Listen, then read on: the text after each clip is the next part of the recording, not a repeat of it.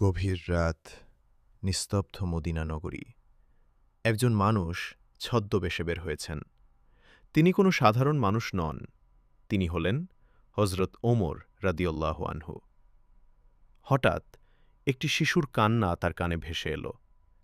তিনি কাছে গিয়ে দেখলেন এক মা চুলায় হাঁড়ি বসিয়ে রেখেছে, কিন্তু হাঁড়িতে শুধু পানি ফুটছে। তুমি জিজ্ঞেস করলেন, কিছুই না, আমার সন্তানদের ঘুম পাড়ানোর জন্য পানি ফুটাচ্ছি, তারা ভাবে খাবার রান্না হচ্ছে। এই কথা শুনে কেঁপে উঠল এক খলিফার হৃদয়। তিনি দৌড়ে গেলেন বায়তুল মালে, নিজ কাঁধে তুলে নিলেন খাবারের বস্তা। আমাকে দিন, আমি নিয়ে যাই। তিনি বললেন, কিয়ামতের দিন তুমি কি আমার বোঝা বহন করবে? তারপর নিজ হাতে রান্না করে খাইয়ে দিলেন সেই ক্ষুধার্ত শিশুদের।